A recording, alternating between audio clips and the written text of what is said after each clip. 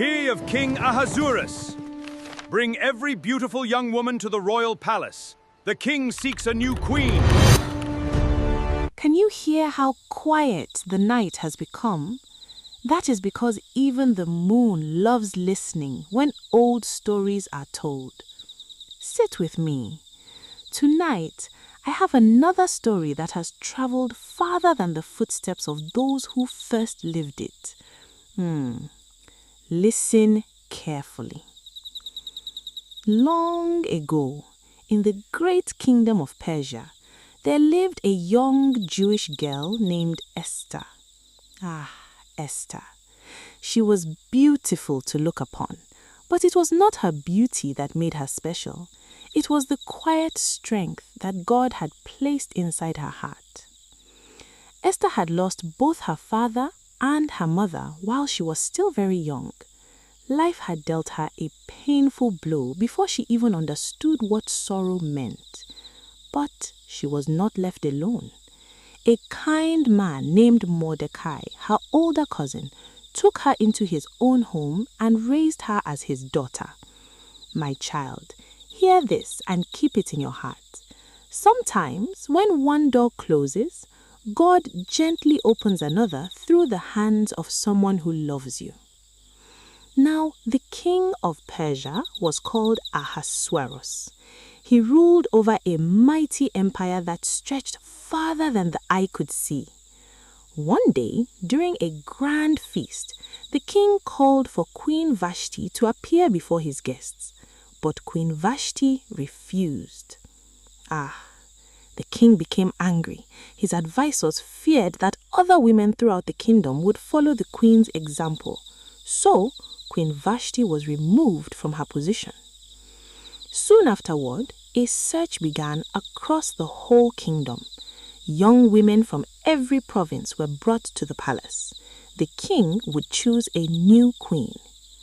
Among them was Esther. Imagine that, my child. A young orphan girl walking into the greatest palace in the land. No one knew she was a Jew, because Mordecai had wisely told her, "Do not reveal your people or your family." So, Esther remained silent. She trusted the right time would come. Months passed. She received special care and preparation.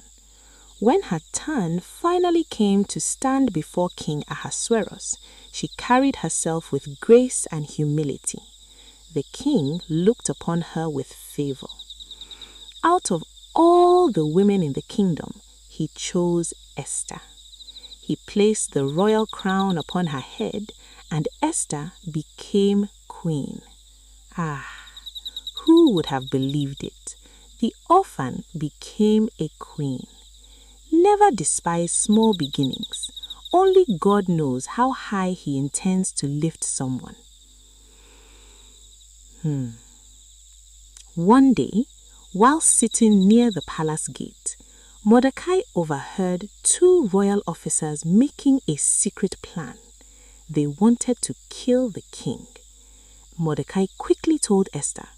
Esther informed the king, giving credit to Mordecai. The matter was investigated. The plot was true. The two men were punished. Everything was written down in the royal records. Then, life moved on. Or so everyone thought. But danger was quietly growing. A proud man named Haman became the highest official in the kingdom after the king. Wherever Haman walked, people bowed before him. Everyone except Mordecai. Mordecai would not bow, not because he was proud, but because he honored God above all men. On a certain day, every Jew in the kingdom was to be destroyed. Men, women, children, no one was to be spared. When Mordecai heard the news, he tore his clothes. He put on sackcloth and ashes. He cried loudly in the streets. Throughout the kingdom, Jewish families wept. Fear covered the land like a dark cloud. When Esther heard about Mordecai's sorrow, she sent servants to ask what had happened. Mordecai gave them a copy of the king's decree. Then he sent a message to Esther. You must go to the king. You must plead for your people. Esther's heart trembled. She replied, You know the law. Anyone who enters the king's presence without being invited can be put to death. And the king has not called for me in many days. Sometimes doing what is right feels frightening. Then Mordecai sent back words that have echoed through generations. Do not think that because you are in the palace, you alone will escape. If you remain silent at this time, help will come from somewhere else. But who knows whether you have come to the kingdom for such a time as this? Esther closed her eyes. She took a deep breath. Then she made her decision. Go, gather all the Jews. Fast for me 3 days and 3 nights. My servants and I will do the same. And then I will go to the king. And if I perish, I perish. Faith is not the absence of fear. Faith is obeying God even while your knees are shaking. 3 days passed. The palace was silent. Then Esther put on her royal robes. Every step toward the throne felt heavier than the one before it. The guards watched.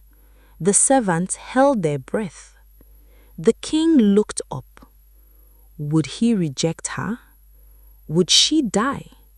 Or would mercy be shown? The king smiled. He stretched out the golden scepter. Esther was spared. She stepped forward and touched the tip of the scepter. The king asked, What is your request, Queen Esther? It shall be granted. But Esther did not speak immediately. Instead, she invited the king and Haman to a banquet. The king agreed. Haman left smiling. He thought honor had finally found him. But on his way home, he saw Mordecai once again refusing to bow. His joy disappeared. In his anger, Haman built a huge gallows. He planned to hang Mordecai upon it. But heaven was already writing another ending. That very night, the king could not sleep. Instead of music, he asked for the royal records to be read aloud.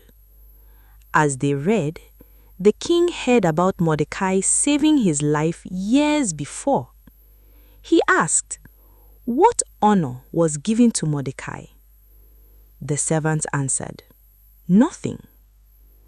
Just then, Haman entered the palace. He had come to ask permission to hang Mordecai. Before Haman could speak, the king asked him, What should be done for the man whom the king delights to honor? Haman smiled to himself. Surely the king is speaking about me. So he described the greatest honor he could imagine. A royal robe, the king's horse, a royal parade through the city. The king clapped his hands. Excellent. Go at once. Do all these things for Mordecai. Can you imagine Haman's face? The man who wanted Mordecai dead now had to lead him through the city with honor. Pride had swallowed its own tongue. Later that day, The king and Haman attended Esther's second banquet. Again, the king asked, "What is your request?" This time, Esther spoke. "My people have been sold to be destroyed. If we had only been sold to servants, I would have remained silent. But now, our lives are in danger." The king stood in shock. Who has done such a thing? Esther slowly pointed across the room. The enemy is this wicked Haman. The king rose in anger and walked into the palace garden. Haman knew his life was over. He fell beside Esther, begging for mercy. Just then, the king returned. He misunderstood what he saw. His anger grew even greater. One of the servants said, "There is a gallows Haman built for Mordecai." The king answered, "Hang Haman on it." And so, the gallows Haman prepared for another man became the place of his own judgment. Mordecai was honored. Esther's people were saved. Their sorrow turned into joy. Their fear became celebration. And every year afterward, they remembered those days with a feast of thanksgiving. So, listen well, my child, and remember, God is never late even when he seems silent. Pride builds traps for itself. Courage is choosing to do what is right even when it may cost you everything. And sometimes, God places ordinary people in extraordinary places for a purpose far greater than they can imagine. Egbo esiranti. When God opens a door for your destiny, no enemy can close it. If this story touched your heart, if it reminded you that destiny cannot be destroyed, please like this video, leave a comment, and share it with someone who needs hope. Do not forget to subscribe to my channel, Beautiful Folktales, where we tell African stories filled with wisdom and meaning. New stories come every Sunday by 8 p.m. Until next time, stay wise and stay kind. Odabo.